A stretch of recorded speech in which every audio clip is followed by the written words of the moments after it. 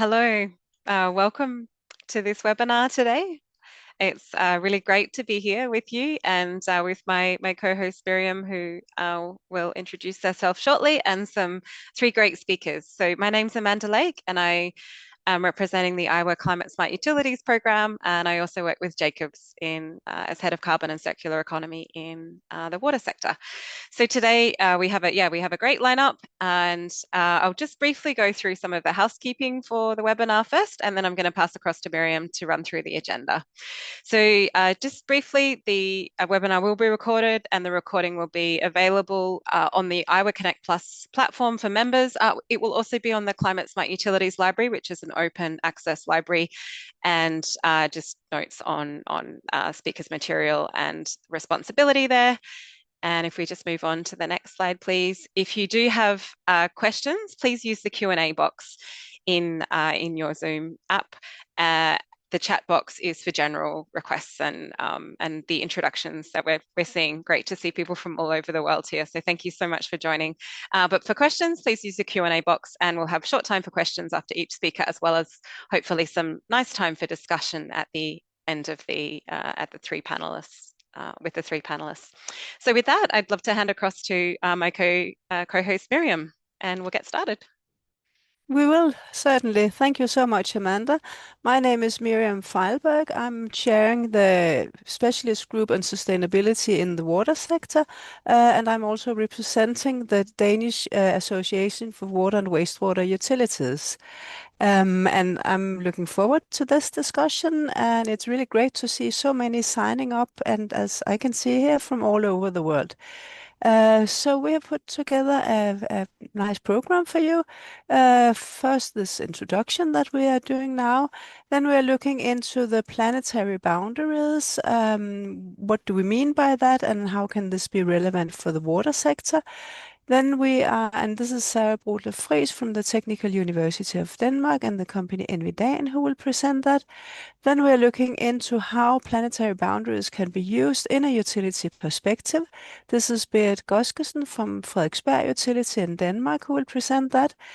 Then we are looking into the Science-Based Target Initiative framework and the relevance of this for the sustainability in the water sector. And Andy Williams from Jacobs will present that, so I'm not going to go more into detail with any of these concepts. We have panel discussion and wrap up, and we look very forward also to your interactive participation. So please just come with your questions and suggestions and comments, and we will pick up as much as we can. And what we can't pick up now, we will answer afterwards. Yeah, next slide, please.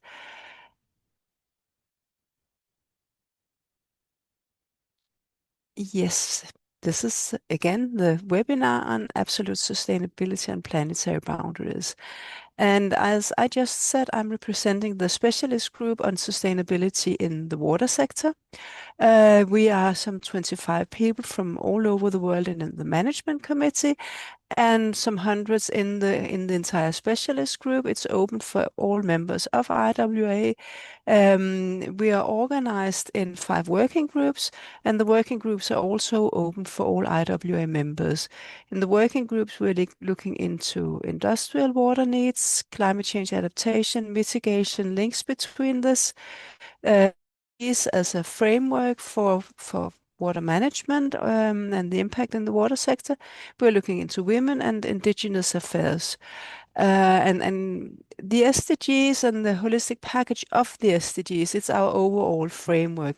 How can we in the water sector contribute to meeting the SDG targets? And meeting that is also about meeting the needs of the present without compromising the ability of future generations to meet their own needs. So kind of the formal definition of sustainability. But please reach out if you want to know more about the specialist group. And I'm here representing, along with my co-leads, Erica Varga and Jürgen Schmidt. We host the Climate Smart Utilities program, actually the Greenhouse Gas Mitigation Working Group. So if you go onto IWA Connect Plus, you'll find information about a number of IWA programs. And one of those is the Climate Smart Utilities program. And this is a relatively new program that includes both recognizing utilities for their climate smart activities, but also increasingly we're looking to broaden it across the specialist groups and do things like we're doing today, which is really connect and learn from other specialist groups and make sure that the climate smart activities of utilities and specialist groups are really being platformed within IWA, but also externally. So like Miriam's specialist group, this Climate Smart Utilities program working group. There's a mitigation working group. There is also an adaptation one, which is just forming. It is open to members of IWA, and you can find out more information on IWA Connect Plus. And we have grateful support there from Samuela and Brenda at IRA as well. So yeah, please reach out. I didn't put my email address on there, but I should have. But yeah, we always welcome new faces. Thanks very much, Miriam, and back to you. Yes, and we will be handing over now to our first presenters. Before we do that, I just want to remember some of you who came a minute or two later, if you have questions for the speakers, then please use the Q&A box, and then we will collect all the questions. And now welcome to you, Sarah Brodler Friis from the Technical University of Denmark and the company Envidan. And Sarah will take us through planetary boundaries and what it means for the water sector. So welcome to you. Thank you. Yes, I'm really happy to be here today. And as Miriam introduced, my name is Sarah. I work as an assistant professor at the Technical University of Denmark at DTU Sustain, and I also work as a consultant at Envidan. And I've worked with sustainable water infrastructure, water systems for more than 10 years. And more recently, in the last couple of years, I've worked with the planetary boundaries and absolute sustainability assessments.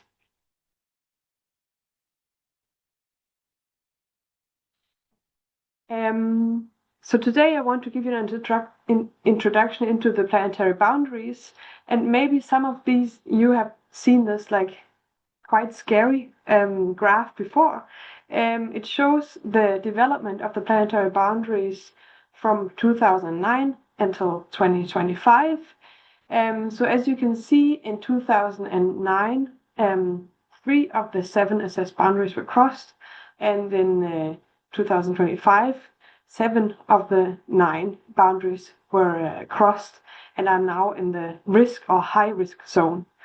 And I think we can all agree, 7 out of 9 in the high risk zone, that doesn't sound good. But what does that mean? And I want to talk about that in the next couple of minutes. I want to start by explaining what is a planetary boundary. The planetary boundaries describe essential processes that ensure that the globe, our ecosystems, our climate, natural environmental processes are stable and thereby provide the basis that we need as humans, as a society, to thrive. So you can see the green area on this bar. That's what we call the safe operating space. So here we are in the no risk zone, where conditions are stable and we are sure that no major disasters will happen. Then if we cross the planetary boundary, we move into what we call the increasing risk zone. And if we move further, then we cross the high risk line and move into the high risk zone. And the scary part about the high risk zone is that we don't really know what will happen there. We know that there's a high probability for environmental processes changing dramatically, but we don't really know, or we can't assess the consequences, because systems get chaotic if they get unstable.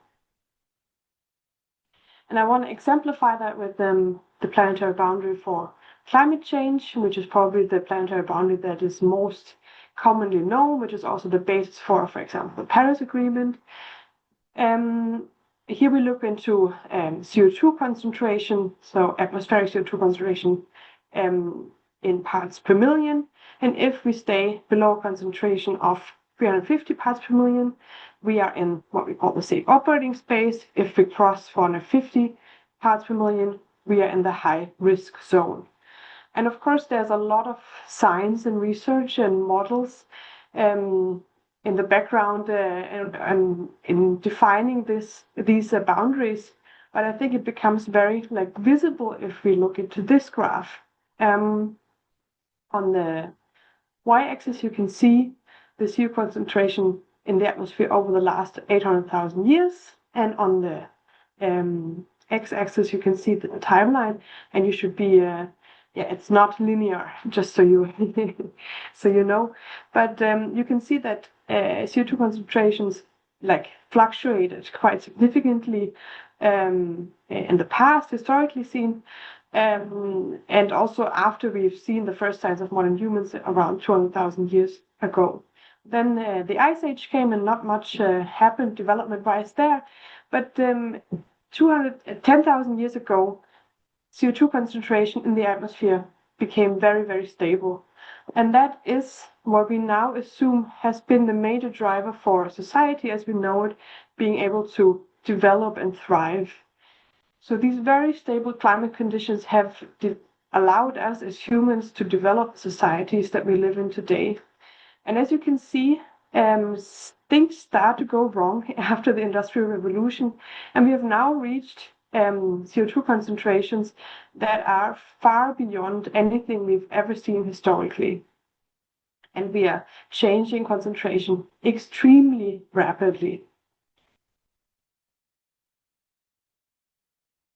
If we then put the planetary boundaries into this graph, you can see that we have actually crossed the planetary boundary, which is 350 parts per million, and we are rapidly approaching the high risk zone, so the 450 parts per million, which is critical. And this is not only critical for climate change, but also for a number of other essential environmental processes. Climate change, you see here, is in the middle.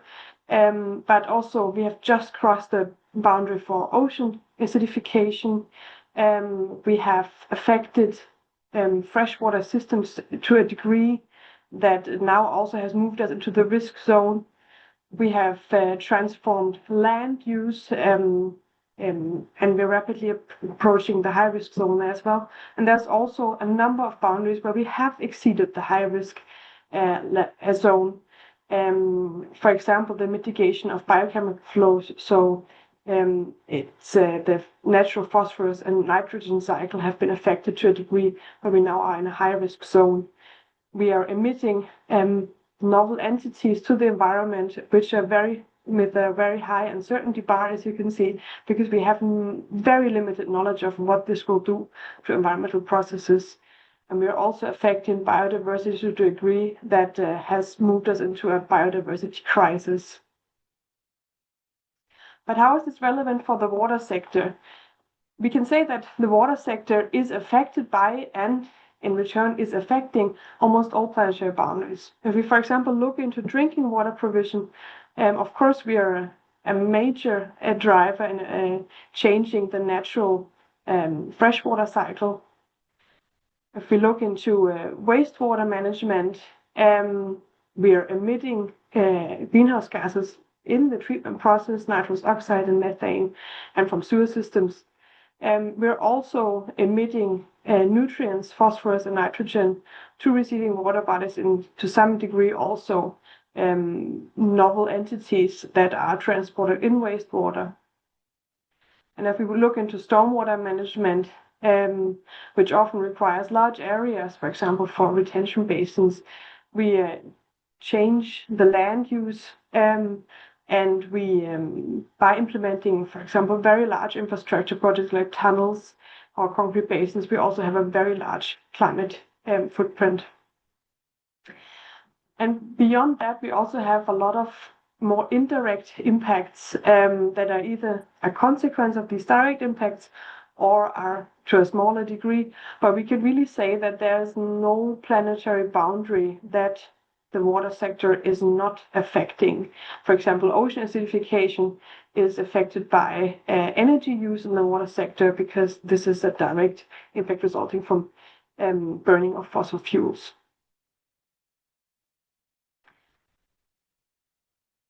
And of course, we could say the water sector is just a small player in a global system where we have aviation industry and construction of major infrastructure and buildings. We have agriculture.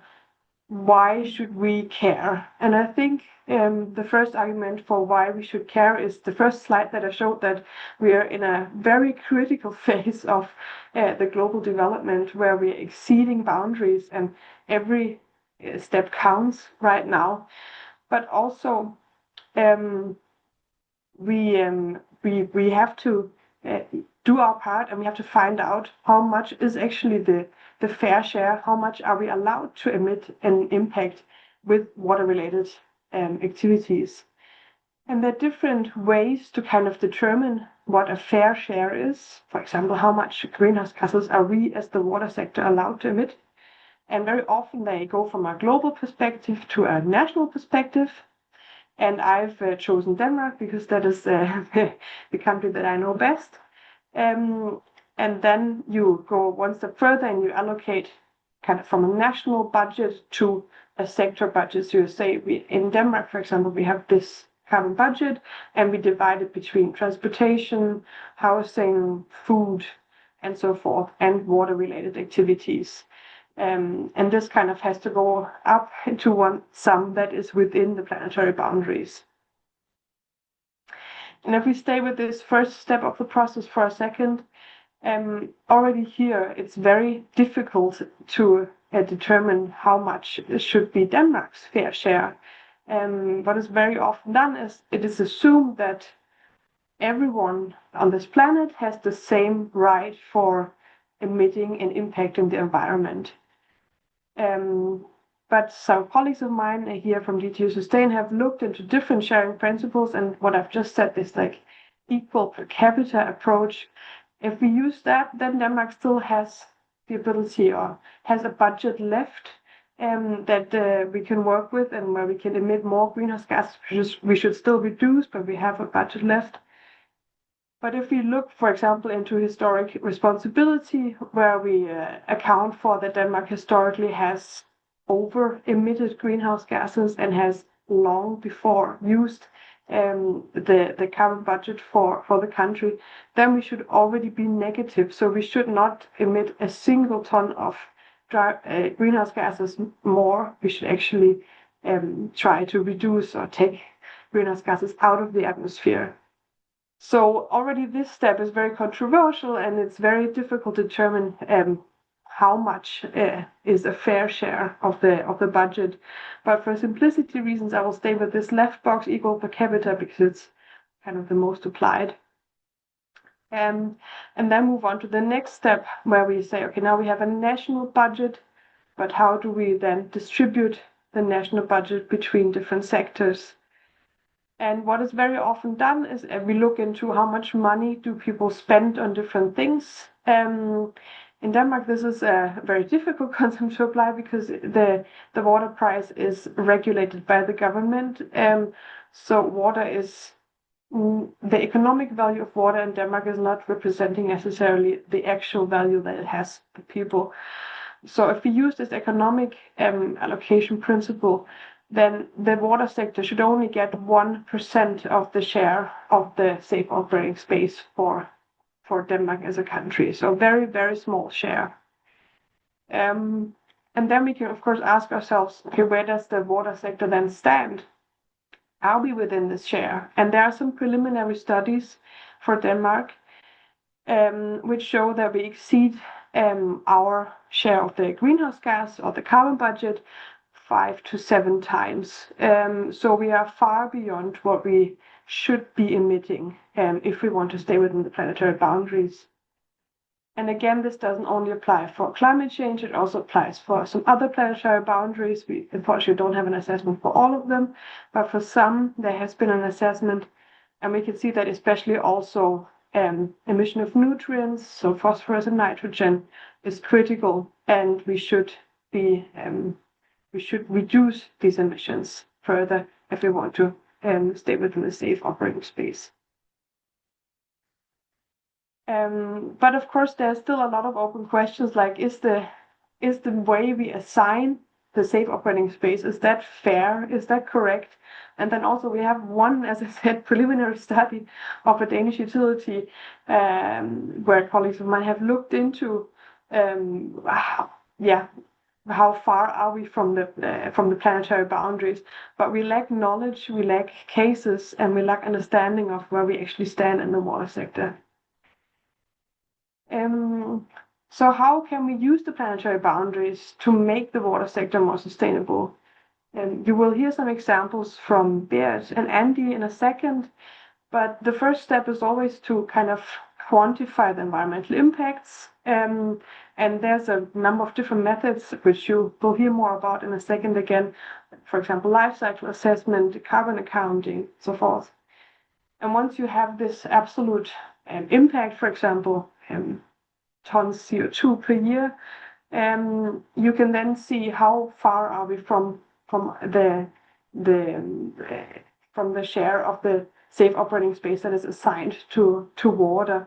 And this assigning a share is again something where we lack knowledge. There are different sharing principles which are not necessarily super fitting for the water sector. There's also the Science-Based Target Initiative, which Andy will talk more about. And that then gives us an idea of where we stand and where we should be. And then we can start implementing actions to meet that goal. And that can help us to move from better to good enough, or not just good enough, but sustainable in absolute terms. Because what we often do right now is that we do marginal improvements. We electrify a machine, or we buy green steel. But is that enough? Does that move us in the safe operating space? I would argue that it's probably not. But if we get a better understanding of where we stand and where we should be, we can start moving into the safe operating space. And that is necessary on a global level, not just from the water sector, but from all sectors, that we move out of this risk zone into a safe operating space if we want to keep the basis for a society as we know it intact. Yes, that was all from my side. Thank you so much, Sarah. That was really interesting, and I think we have a lot to pick up on in the discussion. The discussion about a fair share, I think, is highly interesting to take in a global audience like this one that we have today. So we have one question here. From where can one estimate the sector-specific safe operating space? And that was actually also a question I had when you put up the slide with the 1%. Yeah. There are different principles for doing this allocation, as we call it, kind of sharing the safe operating space. And the most commonly used are, as I said, economically based principles. So we look into how much money a sector is generating, or how much money people are spending on a certain product or service. And we assume that the value of that product or service is directly correlated to its economic value. And that is a difficult approach to take when water is a heavily regulated service in many countries, where you don't pay market price, but you pay, and that is, I think, a very good thing, a price that is affordable for most people. But it kind of leads to that we undervalue water when we allocate shares. So I would argue that these classical economic allocation principles don't work very well. There are newer approaches into looking into sufficiency-based allocation. So there we look into humans should have their basic needs covered. For example, drinking water, wastewater treatment, but also housing, shelter, food. And then we try to distribute the safe operating space between these essential functions. And then suddenly water becomes gets a much larger share, because it is so essential for us as humans to survive. But this is still a quite new field of research, and apparently, unfortunately, there's no answer to that yet. Good. We can get back to that also in the discussion if we have comments on that. Well, just one thing, when you're calculating kind of our global impact on the planetary boundaries, is it then what is happening when you're doing this for Denmark in Denmark, or does it also cover our kind of global impact? Is it the same way as in the greenhouse gas protocol, or has it this a more broader concept? It is in carbon footprints you distinguish between the consumption-based and the production-based approach. And if it's the production-based, then we would only look into the geographic unit of Denmark and what is produced here, so the emissions that like physically take place in Denmark. But I've used a consumption-based approach because a lot of the materials, a lot of the fuel that we buy is not necessarily produced in Denmark, but is used here then. So it is a consumption-based approach. And if everyone is using a consumption-based approach, the sum should be equal as to when everyone is using a production-based approach. But I think it's more fair because with the patterns, with the decisions that we make here, we cause emissions another place in the world. So it wouldn't be fair to not account for that. Just have one question and then we will move on. But please continue writing your questions because we can pick them up in the discussion as well. So would you allocate land system change using GDP as well? Is it the same Yes, methodology? Yeah. yeah. These allocation principles are the same across all planetary boundaries. Yeah. Okay. Thanks a lot. And thanks to you too again, Sarah. That was really interesting. We will move on to the next presenter now. Yes. And that is you, Berit Goskesen from Frederiksberg Utility. I think you will present where you are from in the world a bit more in detail. So welcome. Exactly. Thank you, Miriam. And thank you, Sarah, for giving a good introduction to the planetary boundaries. I will move into a more hands-on example of how a utility like where I'm working, Frederiksberg Forsyning or Utility, have applied life cycle assessment and the planetary boundaries into assessing the environmental impacts of something we're planning to do, and then incorporating it into the decision making process. So yeah, my name is Berit Goskesen and I work here in Frederiksberg Utility. And I've been working with sustainability assessment for quite some years.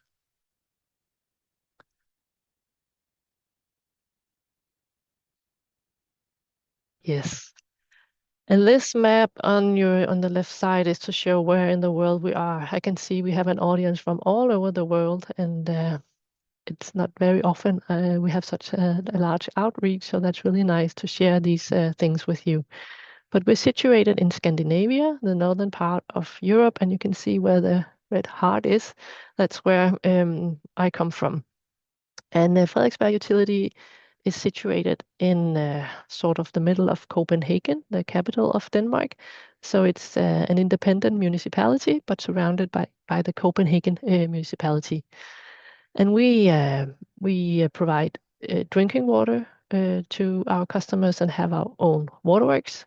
We also transport wastewater from the customers to the wastewater treatment plant, which is owned and operated by another company called Biofos. And then we also provide our customers with district heating and district cooling, and also gas for cooking.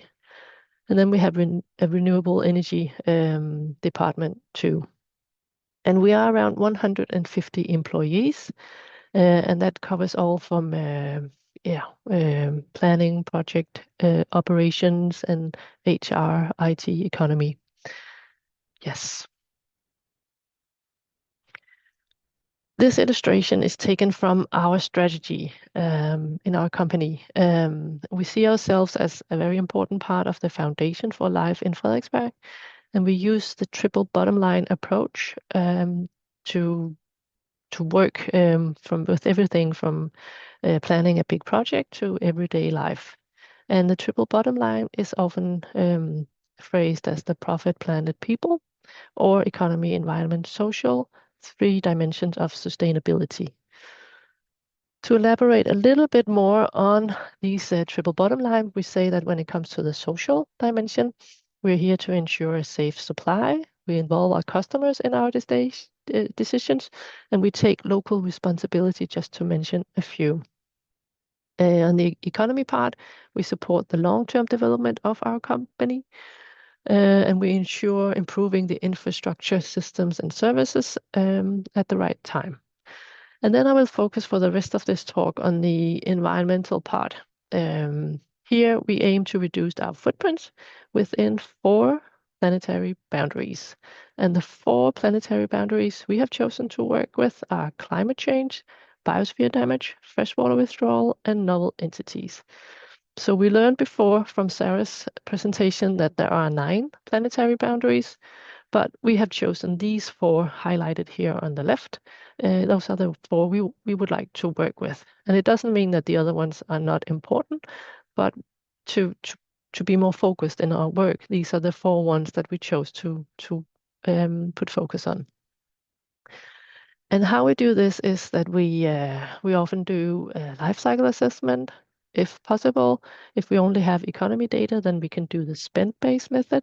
And if suitable, we might even do screening methods to assess the environmental impacts. And then we combine it with the planetary boundaries to see what the impacts are according to the safe operating space of the planetary boundaries. Yeah, and this slide is taken from Sarah's slides before, and it's to say that our management has stressed that we should not do the allocation as we just discussed previously, because we should pay a little carefulness. And that is, if we do apply the allocation to all the results, then it could show that we are crossing or transgressing the safe operating space, meaning that the carrying capacity of the planet is not met. And it's not that we don't dare to do that, but there's not consensus about how to do it yet, and we don't see many other industries, or at least not utilities, doing that. So for that reason, we are a little careful using the planetary boundaries. But we would like to encourage that it gets more something you do, use the planetary boundaries with the allocation, but for now we don't. And this is actually also to warn you a little bit that when I show the result in a little bit, there will be some very small numbers. And that is good, because when we scale it, our environmental impacts according to the carrying capacity of the whole planet, then the numbers should be very small. So the case study I have taken with me here today is from a climate adaptation in a residential area. Climate adaptation, by this I hear that the term used is sometimes sustainable urban drainage systems, but we call it climate adaptation here. And here we did a life cycle assessment, LCA, of 3 scenarios for this climate adaptation solution.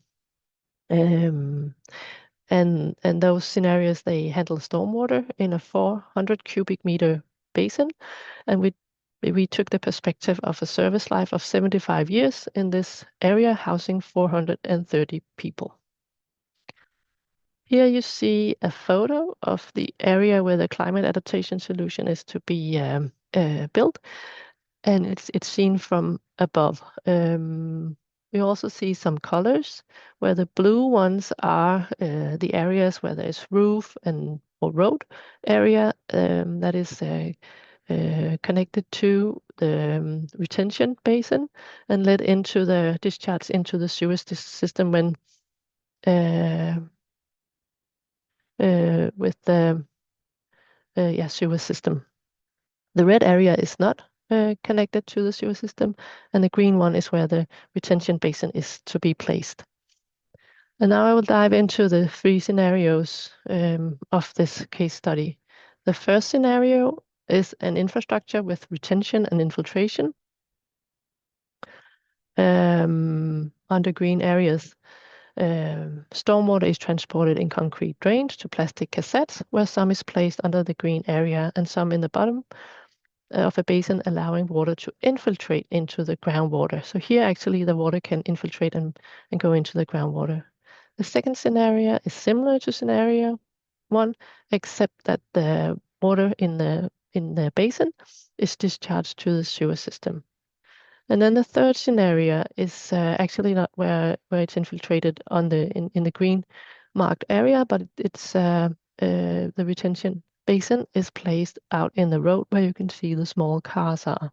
So stormwater is transported to plastic cassettes on the road area and discharged into the sewer system. So, and here we go. Here is the first result from the LCA. And as I warned you, you can see on the x-axis that the numbers are rather small. It's 0 point and then a lot of zeros, and then the number. On the y-axis, you see the 4 planetary boundaries that we are focusing on. The first one being climate change, freshwater withdrawal, novel entities, and loss of biodiversity. What you also see are the 3 scenarios, where the scenario 1 is the blue one with infiltration into groundwater. The green one is the one where it's also kept in the basin but discharged to the sewer system, and the purple one is where it's the retention basin is placed on the road and then discharged into the sewer system as well. And one thing that's in common for all 4 planetary boundaries is that the blue one is the better one, you could say, because it has the lowest impact on each of these planetary boundaries, followed by the green, and then the purple one has a don't know if you can say significant, but a substantial higher impact in all 4 categories. We also see that it's the same order these 3 scenarios have of all the 4 planetary boundaries, which makes the decision making a little easier because, the blue one is the better one, followed by the green, and then the third one is the purple. What is also important from doing the planetary boundaries, at which I really think that the planetary boundary as a method is a good method, is that it shows which planetary boundaries is the one where we have the highest burden. So you don't need to do weighting because it is done according to we only have one planet. So here we see that the climate change is where we have the highest burden, followed by loss of biodiversity, and then the freshwater withdrawal and novel entities are rather small. So that this is an example of how a result using LCA and planetary boundaries can be used. And again, the numbers are very small, but that's not really important. We didn't do the allocation, and therefore they're small because they're scaled according to the carrying capacity of each planetary boundary for one planet. Okay, and then one thing that's really the strength, I think, of an LCA is that you can do a hotspot analysis. Here we see the 3 scenarios, and then the green, different shades of green shows which part from the system or process has what each impact is. And what we see here is that they differ, and the one, for instance, the first one, the plastic cassettes have the same burden for all 3 scenarios. And I will dive a little into this on the next slide. Because one strength of doing a hotspot analysis is that you can see where should you try to look into or deep into if you want to reduce your footprint. And this one is only shown for climate change in the implementation phase. But here we can see that if we want to reduce climate change, the CO2 reduction, then the largest contributors are these 2 ones being the plastic cassettes and the asphalt. So what we could do here is to go back and talk to where we get the plastic cassettes and the asphalt from and see if they can provide us some product that has a lower CO2 emission. It could be using the EPDs, the Environmental Product Declaration, if that exists, or it could simply just be talking to them. The other one is these purple stars. Here the diesel machines are used, and we could see if we could switch into using electrical machinery. And the last one I focused on here is that we could look into direct reuse of raw materials. It could be gravel and sand, and thereby reducing the CO2 emissions, both due to we don't need to produce new materials, but it's also that the transportation is minimized. So we looked over a 75 years service life. So we also took into account that within 30 years of operation, then these plastic cassettes should be replaced. So we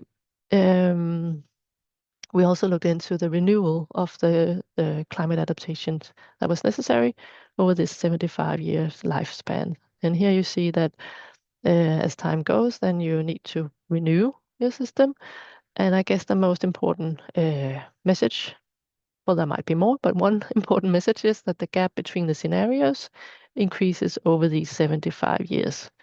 So it is good to look at the implementation phase, but you must remember that if this is to be function for more than just 30 years, as is the service life of the plastic cassettes, then you should take into account that it needs to be renewed. And yeah, we also dived into the 3 other planetary boundaries, and what we saw for biodiversity damage is that it has the same characteristics as the climate change. So that was lucky. Sometimes it's harder if it shows a different pattern, because then you need to decide which to put most focus on. But as I said before, the planetary boundaries show you which of the boundaries you have the highest burden. Okay, so the conclusion from this case study is that that climate change was the boundary with the highest attention needed, followed by biodiversity damage. And the solution with retention and discharge under green area has the lowest impacts, especially due to the environmental impacts from the roadworks. And if we could infiltrate water into groundwater, then that would be better. But otherwise, we could lead it into the sewer system. And we have focused on reducing carbon emissions. That's a general focus we have in the utility across different projects, that if we can choose electrical machinery instead of diesel-driven machinery, then we are doing that. We're also focusing on reducing the raw, new virgin raw materials if we can. And that could be by direct reuse or looking into the market for secondary raw materials. And in general, I would say that the life cycle assessment here was really good to understand the full impacts of various scenarios due to the fact that it covers more categories. In this case, it was planetary boundaries than just the carbon footprint. And also the point about that it makes you consider the whole life cycle. And planetary boundaries helps in communicating which boundaries are impacted and how much. And then you don't need to do the weighting of your impact categories if you take into account that we only have one planet, as I usually say, and that is the case. We only have one planet. So that was the end of my presentation. Thanks, Ver. That was extremely interesting. And I know I have lots of questions. I can see one here from Gabby in the chat just now, which I'll read out, and maybe you could answer that. We've still got about 5 minutes for questions, which is great. She says, I'd like to understand the assumptions behind the planetary boundaries assessments. From what you've shown, it seems to be about embedded carbon. What about operational emissions, process emissions from storage tanks, biological soil systems? Is this different from conventional LCA, and how easy is it to modify the assumptions as we learn more about where emissions are generated and when? Yeah, that's a very good question.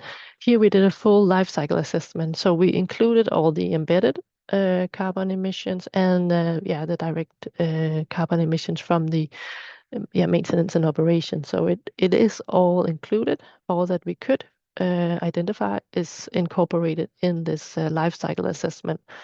And then yeah, it's not simple, but it's just put scaled according to the carrying capacity of the planetary boundaries. It's more complicated than when I say just scaled according to the planetary boundaries. I think Sarah will agree to that. But so it is actually included just like in any other LCA. Thanks, Bert. Did And that just out of interest, what LCA cover? you used I guess a software and some databases to do this. Would you say this is generally accessible to utilities, or it really does require specialist knowledge? And Yeah. Well, yeah, that's also a good question. Actually, I didn't, maybe I didn't say that, but you can see it on the slide. We have a consultant who does the LCA for us. So we decide on scoping the LCA and we provide the data. But in this case, it was Inviden who did the LCA for us. Um, and doing an LCA on your own in a utility is doable, but then you must have the right people there who can do an LCA, who have the competences and who have the has the time. And often it's the time that's you're running short of.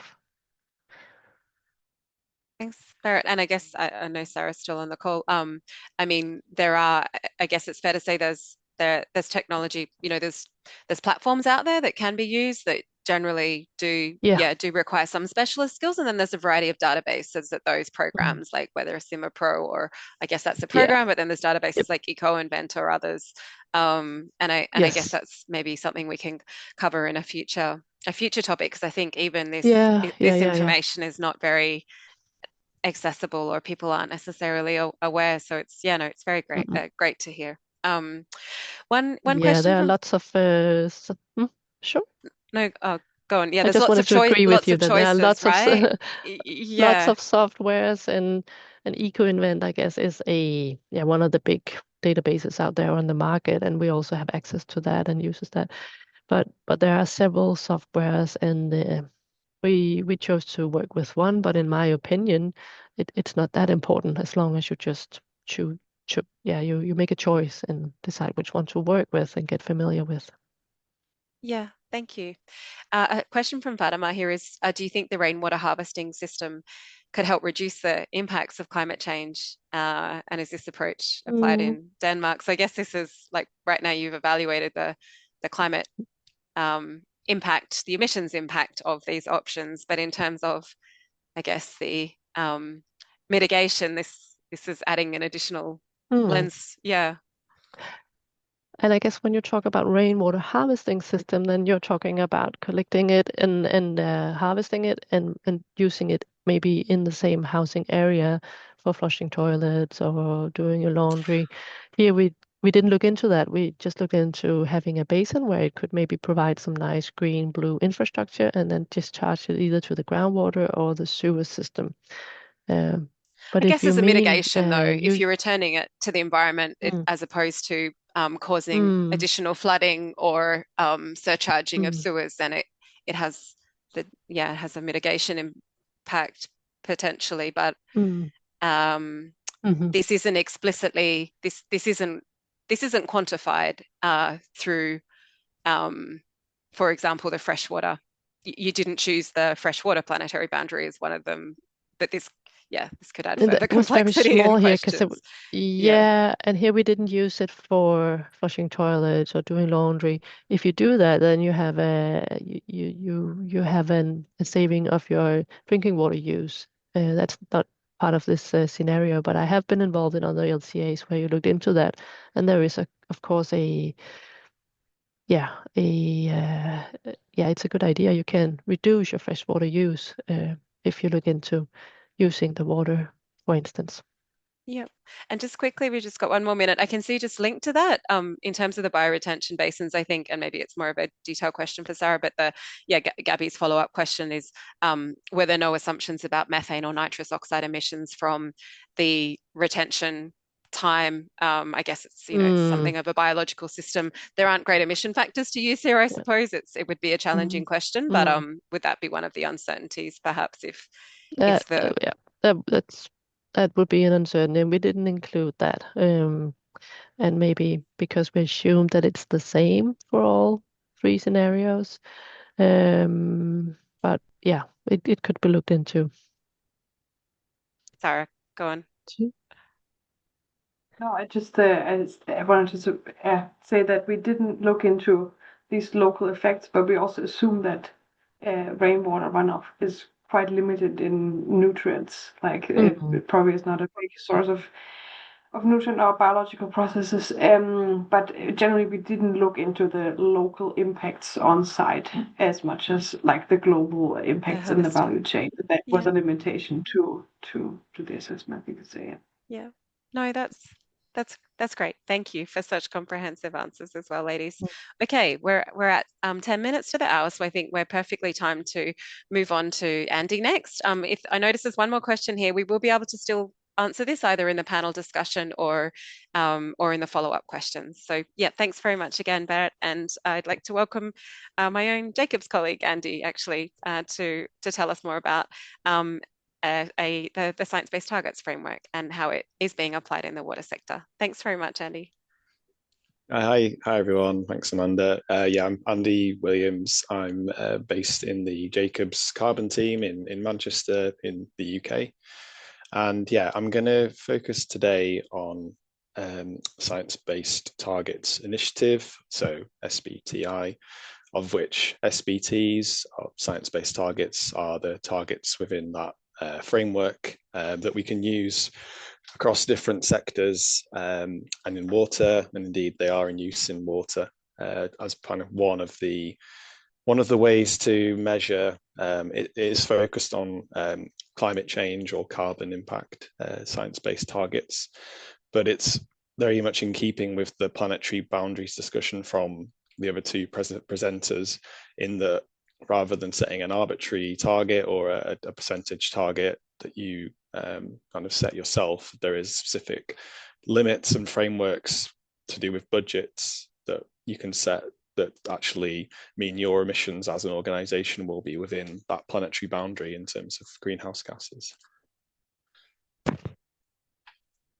So I'll just move on. So yeah, link with planetary boundaries. So this SBTI came about from the 2015 Paris Agreement in terms of the climate targets and keeping warming below that 1.5 degree C limit and well below the 2 degrees C limit. So it all came about from that point, from the COP at that time, setting a fixed carbon budget.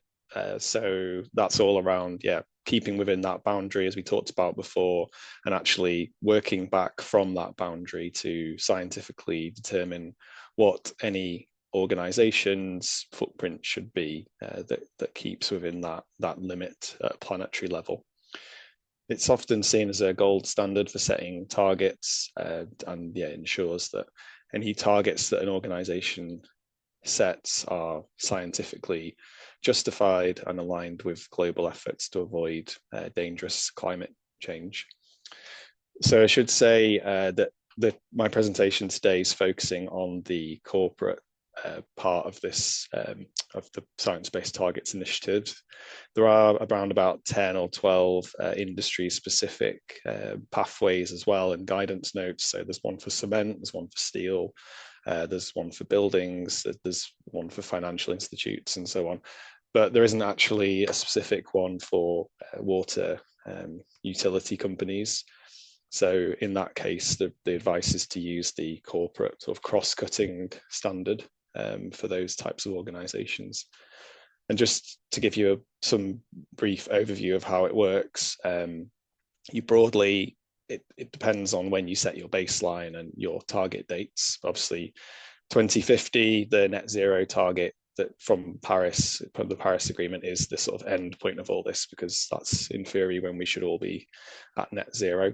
And yeah, that generally works out to be around 4.2% annual reduction in emissions for an organization. And the key point that at least for the corporate standard that I mentioned, it's only allowed to have 10% offsetting. So you have to overall by 2050 achieve a 90% reduction from your baseline. But One key caveat for most of what I will say in this section and the next section is that actually that 10% offsetting and also the wider standard itself is actually under active revision at the moment. So keep your eyes peeled for any changes. Sorry, just click through these. And yeah, just quickly, just to show you the scale of this. So there's around about 11,000 companies with commitments or targets up to from 100 in so in 10 years, it's gone up significantly, showing the success of it. And yeah, the graph on the right there just shows the types of organizations that are involved. So yeah, industrials is dominating, but yeah, you can see there's 228, so quite a significant number of companies globally that are in the energy and utility sector that have science-based targets or have committed to them. So just quickly, because I'm going to talk about scopes, I'm not sure if everyone on the call is sort of familiar with that terminology. But yeah, we've got scope 1 and 2 and 3, and there's distinctions in science-based targets for those scopes. So scope 1 is direct emissions from burning fossil fuels broadly. Scope 2 is grid energy use, electricity predominantly. And yeah, scope 3 is basically everything else indirect in your supply chain. So yeah, there's key requirements in science-based targets on setting rapid, deep emissions cuts, and it does actually need you to set near term, so that's generally to 2030, and longer term, which is generally 2050 targets. And it's only actually after you've done that 90% reduction, the long-term target, and then also dealt with your residual emissions, so the offsetting 10% that I mentioned, that you can actually claim to be net zero under this science-based target. So it's quite rigorous and precise. And yeah, it involves you needing to invest in mitigation within and outside your own value chain. And yeah, just that's an example graph of what it looks like. So yeah, you set your near-term targets, which again align with that 1.5 degree pathway, and then you have your longer targets no later than 2050. And as you can see at number 3 there, any emissions at that point need to be dealt with via purchase of offsets and or carbon removals and storage. So there's various steps which I've summarized here from the document. But yeah, you need to select a baseline year, calculate your emissions, set the target boundaries, choose a target year, and calculate targets. So it's kind of a fairly, I guess, standard process for setting a target, but this is the science-based targets, a specific one. Yeah, scope 1 and 2 are mandated for this, so the direct emissions and grid emissions from before, which will soon require separate targets. So they're currently combined, and they should cover about at least 95% of the company-wide emissions. And then if you should also set a scope 3 target that should cover at least 67% of your scope 3 emissions. So yeah, it's not just, you can't exclude too many emissions from the total, and it does require that comprehensive cover. So again, one good thing about the process though is that it's got this expansive boundary approach, especially for scope 3, because it recognizes that data quality for these emissions in your supply chain are often of lower quality or harder to get hold of. So it puts the ability to change the coverage of that boundary over time for those emissions as you get better data and better understanding. But also it does prioritize those near-term 5 to 10-year targets, because emissions now are considered to be rightly more important than emissions in the future because of the cumulative impact of carbon emissions and climate change. So just thought I'd go quickly through the benefits, costs, and risks of why would I get a science-based target. So there are significant benefits. It can and does build business resilience and increase competitiveness. So this is looking at resilience to future changes in supply chains, supply shocks, and as we're seeing at the moment globally, moving away from dependence on fossil fuels is increasingly becoming a key issue in terms of your own resilience, and also offers that clear differentiation with you to competitors as well, who don't have this maybe. And also can often act as a driver for innovation. So we've often seen companies that have these SBTs actually use that as a way to spend particular money on doing things a different way, trying new products, new technologies, and actually gives them a basis to make a judgment on that in a business case sense and say, you know, we've got these targets we need to meet. We need to do something that isn't just the standard practice, and it gives you another justification and reason to be able to do something a bit different and think outside the box. And I think a key thing as well is this, we were all aware, and it's been mentioned before, I think, about greenwashing risks. So a real key thing with signing up to this initiative is that it builds credibility and reputation. So not only are you acting, but you're acting against a recognized standard, and you're doing things in the right way, and you're acting within the planetary boundaries that we've talked about today. So costs, they do publish their costs online, SBTI. There's quite a big range because it depends on turnover of companies, so and also which country you're based in.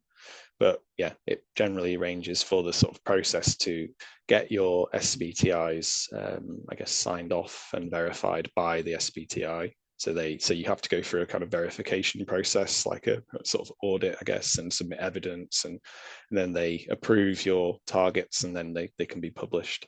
So yeah, it's between $2,000 up to $34,000 for that process and that official verification to take place. The risks, it's generally a public commitment. That's kind of the point of doing it, really. So it does have quite stringent criteria. So I guess it's worth just checking it's the right fit for your organization before you do it.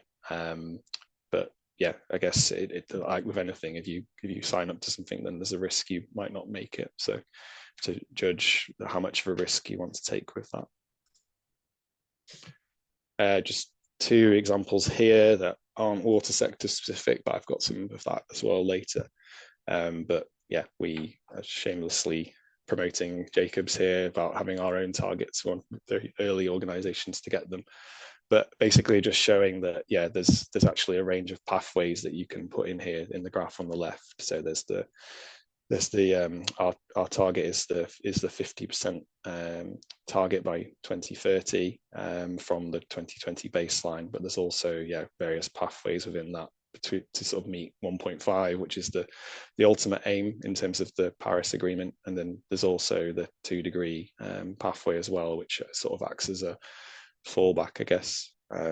And yeah, most of these targets are on the SBTI website. So there's also other kind of companies that do consumer goods like 3M that have got targets as well. And I'll come on into the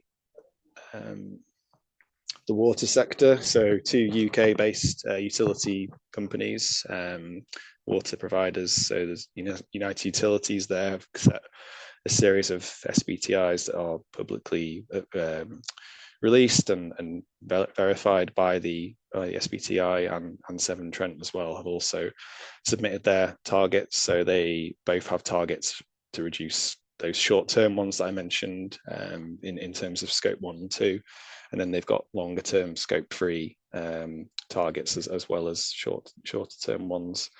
And yeah, they also I'll just click that.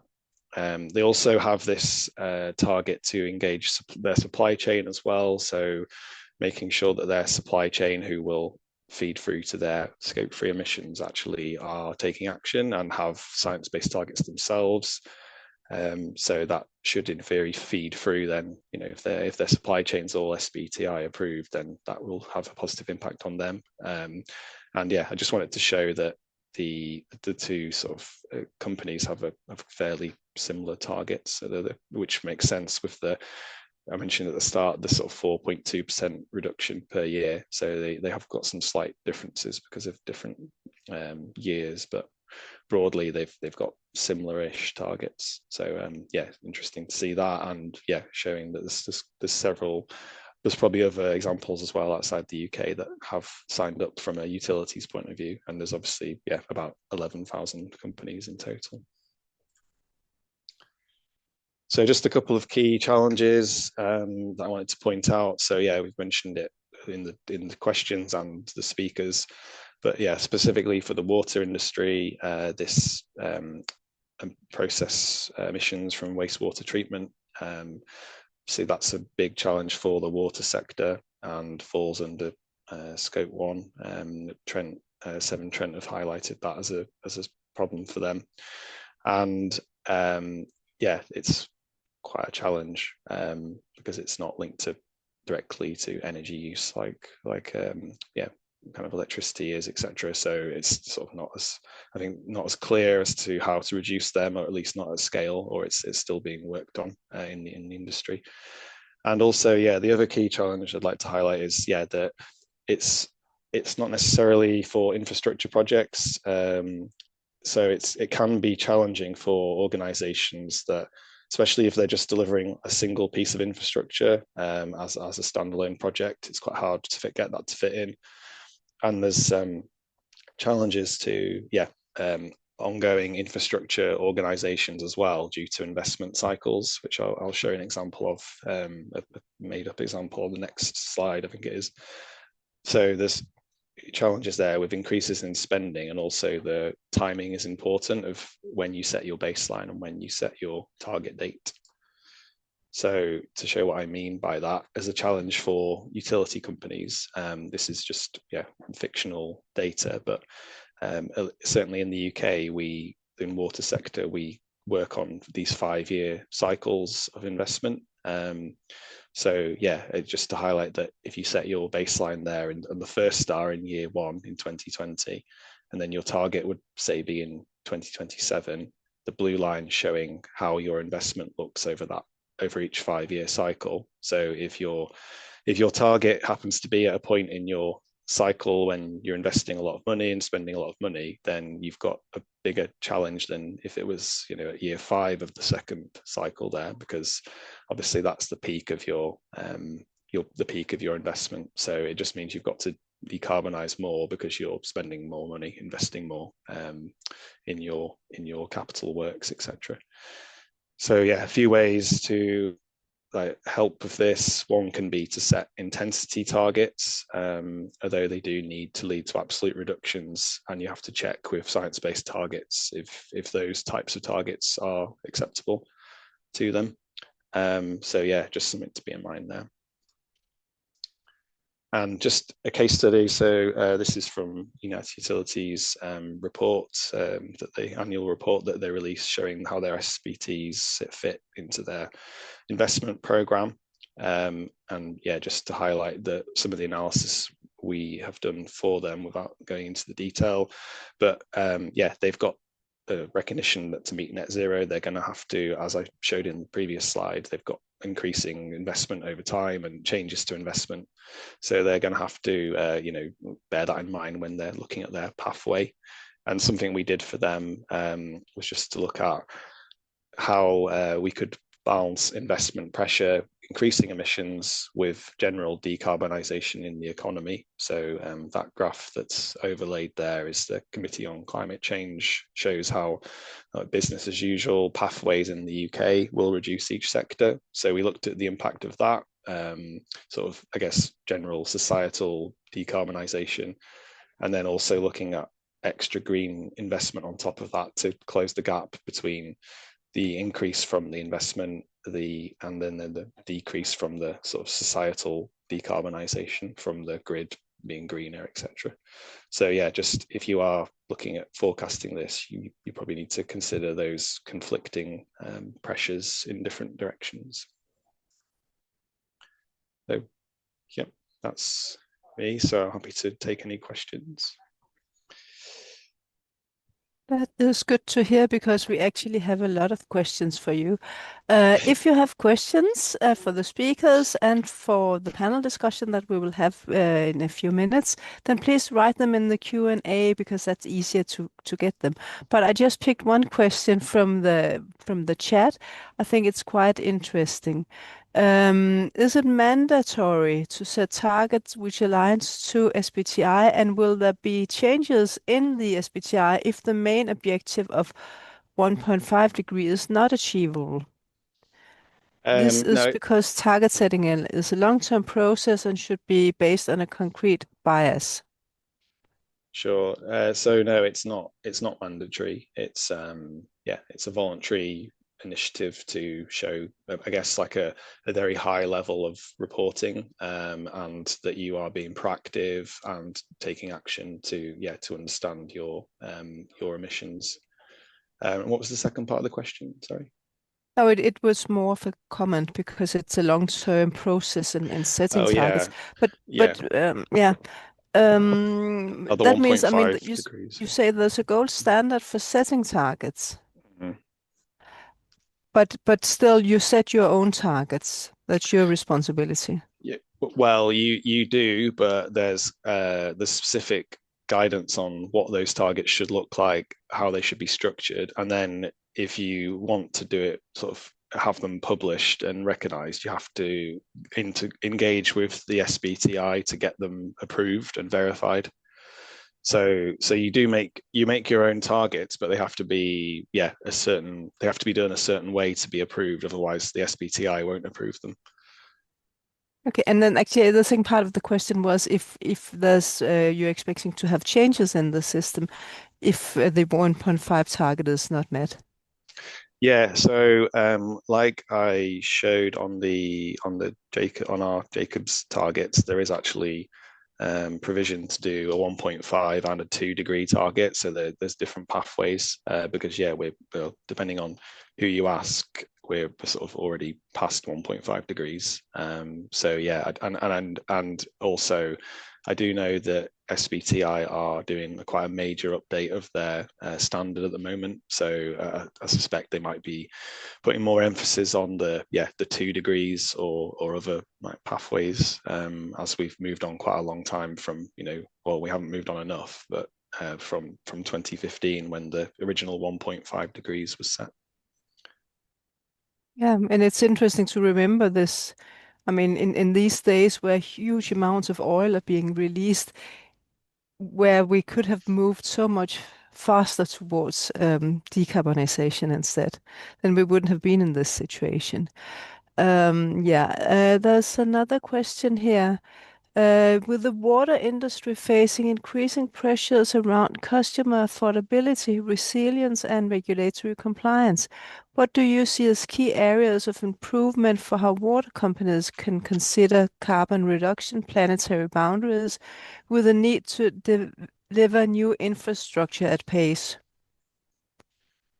Yeah, so I think this is about looking at it, well, I think in terms of all the boundaries, you have to really focus on what boundaries are the key ones for the water sector. So, obviously water use is one of them as well. And I think really a way to help measure that is going to be this like intensity metric also, because, obviously in some cases, emissions aren't going to go down as much as you maybe expected, but you're maybe having to, deal with trying to tighter regulation to make the water cleaner or in massive increases in population. So I think that's why it's quite important to try and judge this on a, carbon per megaliter or whichever, metric you use, but actually show that you are improving this, your performance, but it hasn't necessarily sort of like directly linked through to what you originally planned because of other changes. I was thinking, Amanda, maybe we should actually move into the panel discussion now because the, from my perspective, this final question is very interesting, and maybe it could also be put forward to the other speakers. Looking towards meeting the SDGs, we also have a lot of social, economic targets that we need to meet. And how can we make a link, a balance between uh, overall meeting SDG targets, the infrastructure needs, we're looking into the investments, and then keeping also our emissions down and staying within the planetary boundaries. It's not like I expect a yes or no, but some reflections from your side. Yeah, Nice. I'm happy to go. Sorry, Yeah. Sarah. Yeah, I think it's a good challenge because some of these SDGs are actually they conflict with each other as well.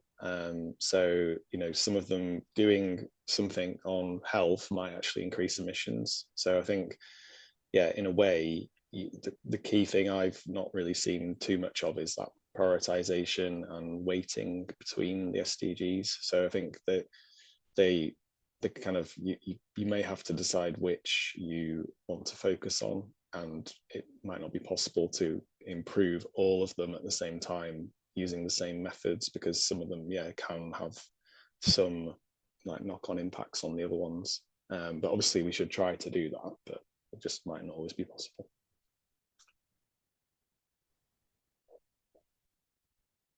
Sure. Yeah, please, Um, Sarah. and I think I'm coming a bit back to what I said in the last answer I gave after my presentation, but I think this concept of sufficiency is getting more and more relevant, because right now the majority of our impacts is at least in Europe and Northern America are caused by what could easily be identified as luxury goods. And I think some of the services that we provide in the water sector could also be considered that. For example, in Denmark, we provide clean drinking water for almost all purposes, even when a lower water quality would be sufficient for washing toilets, for example, as Berit also said. So there are some we have gotten used to in some parts of the world to a very extremely high level of service. We expect clean drinking water every minute of every day without interruptions. We expect flood protection to a high level, and I think we have to more look into sufficiency to lift people that are not on a level where they can meet their basic needs up, but we also have to look into reducing our own expectations to water-related services in highly developed countries. And that is I've learned a very difficult thing to say. Yeah, how would the nice people in Frederiksberg, how would they take that, Berit? It's a very good question. But as I showed in the presentation, we actually have the triple bottom line approach very close to the core of the business, and have it in our strategy for our business or utility. So looking at all three dimensions, meaning both economic, social, and environmental, is something we are doing and getting better in doing.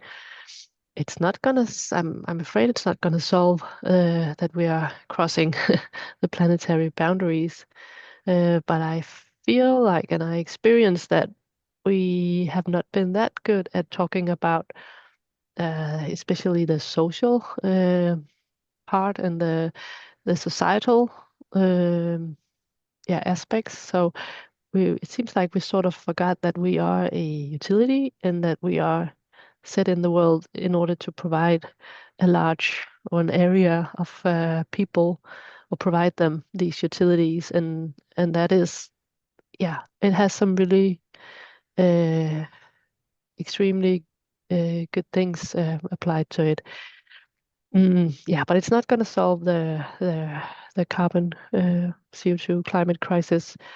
But I guess doing the environmental impact is a way forward, so you can see where do you have or contribute the most to, for instance, your CO2 emissions, and then look into how you can reduce it. And as Sarah says, maybe it's a luxury that we have drinking water at all time, or have all of our wastewater handled. Maybe we could look into a different system. That would be an interesting topic.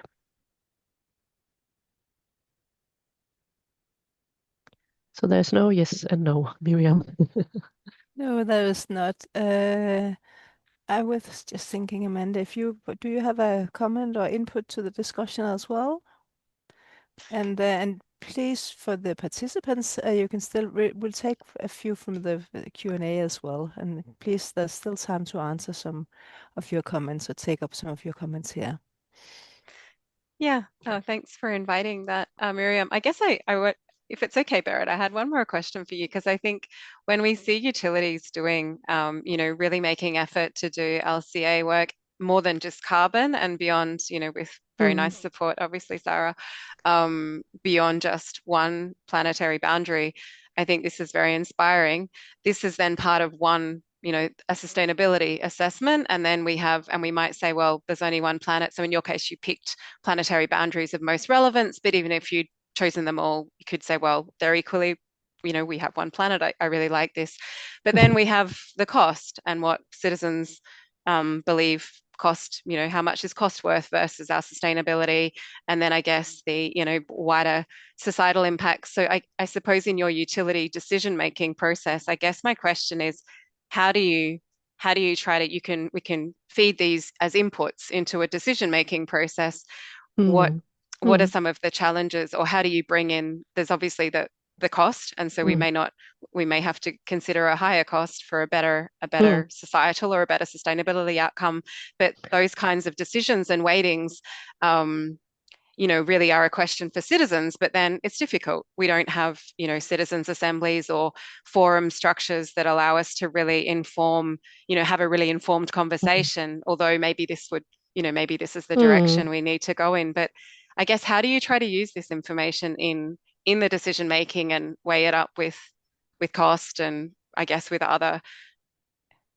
It's very difficult to give a brief answer to that question, and it is actually something I've been working within for many years. But I think the most important thing is if you can, often you have scenarios you're working with, and if you can assess the environmental part and assess the economic part, then bring the results into the decision-making process, and then at some point you need to do some weighting. And one of the things I like to do is that if you do some sort of weighting, yeah, simply applying math, putting on weight, and then you sum up which one has then the lowest impact. If you allow yourself to do that, then you combine the environmental results with the economy, and you might also have some of the society viewpoints. Then you can do that, but that's also because I come from an engineering world and I like math, and I think that it's it's nice to pass on. But you do gather things and sum up things that's not really easy to sum up. But if you don't do it using your math, then what happens is that the decision makers, they will need to do it, and in their head or in their stomach, we say in Denmark, and then it's like how you feel in your stomach when you do the weighting in your head. So sometimes I think it's better to do it using math in an Excel spreadsheet or whatever, so you can show and then change the weighting so you can see how robust is your result that if that you choose to go for sensitivity. one scenario. Yeah. But that's a very academic engineering approach, and I'm not sure it works everywhere, but it usually works in a utility. And we have done several things of this. We call it multi-criteria because you add up different criteria from the environmental, economic, and maybe other aspects as well. So that is one way, but it's not like there's a one size fits all. Yeah, and It's it's just good to yeah, hear we need to from a find out.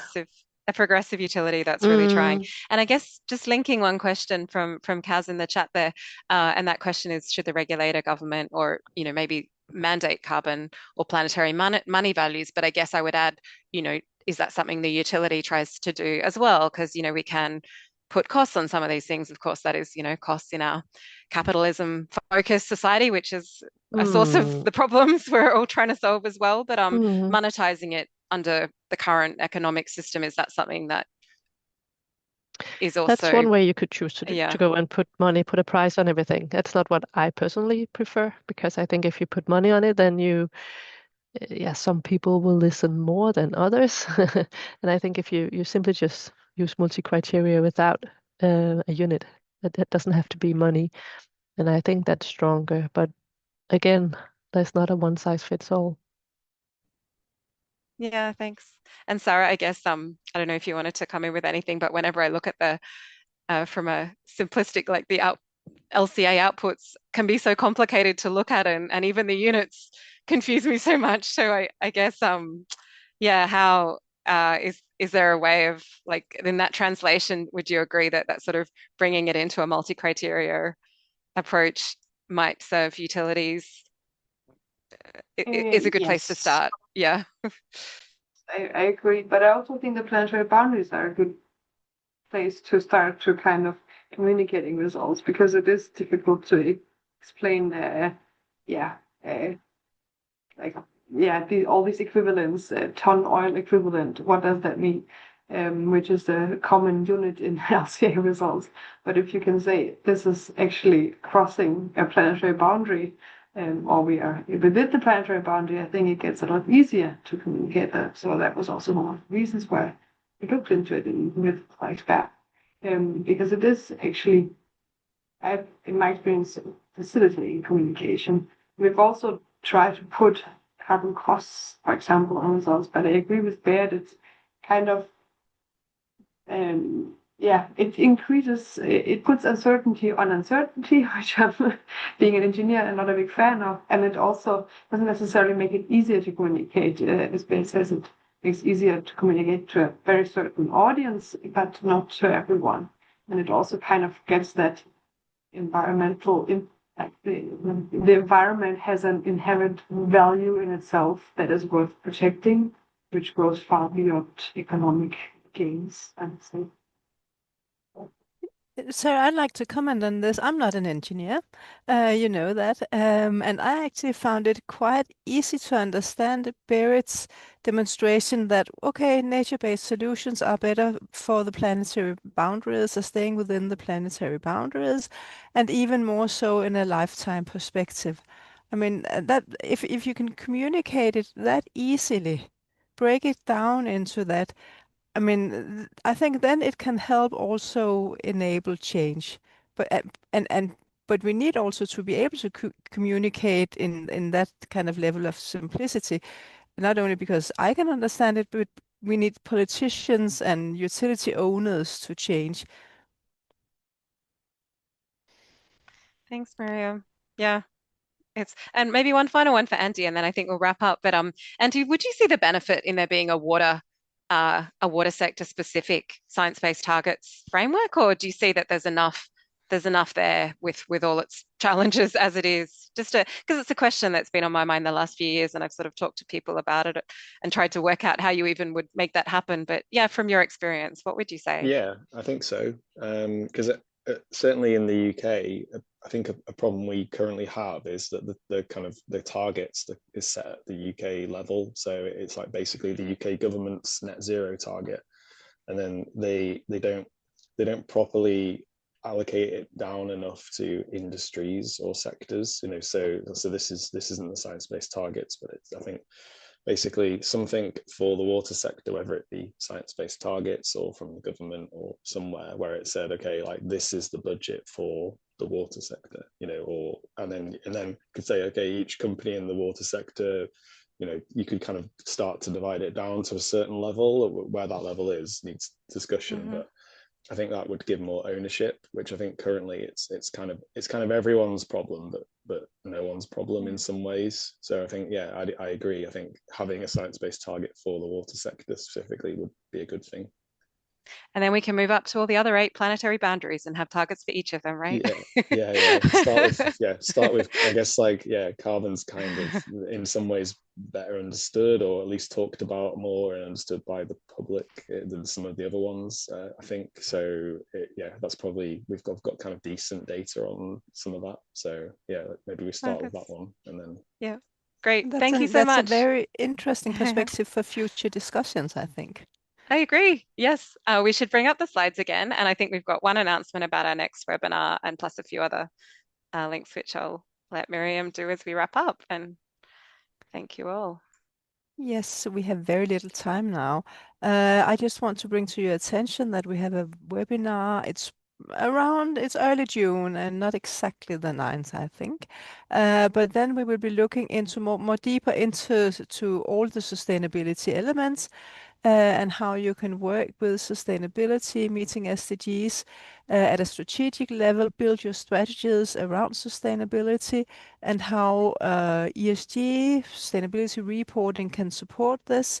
I think this was a very interesting discussion, but we also need to broaden out to less developed countries. It's not really what I have lined out here, but we're searching out for some cases, more global cases. So if you have something that you would like to bring to the table, then please contact us. Um, I think that we are, yeah, if we are just going through the final slides about some upcoming events, I'll just wrap up very briefly. I think we had a good discussion, some very interesting cases, making it a bit more understandable. The concept of the planetary boundaries and what can actually be gained from working with the planetary boundaries, but also, and I think that we should also remind ourselves of that, the necessity of putting focus more on planetary boundaries. Time is running so fast in terms of meeting the Paris Agreement, and so we really need to be more up to speed on this. And I think this was a good reminder, and I'm looking forward to continue the discussions on this together with you in Glasgow, for instance. We will have some webinars, no, not webinars, then we'll actually have workshops where we will be able to meet each other. So, yeah, do you have a final comment as well, Amanda? No, just to say thank you so much to all our presenters, to you, Miriam, and to the team at IWA for having us here today. And we hope to see you on our next one. And enjoy the rest of your evenings or days. Thanks so Thanks. much for all of you who came today.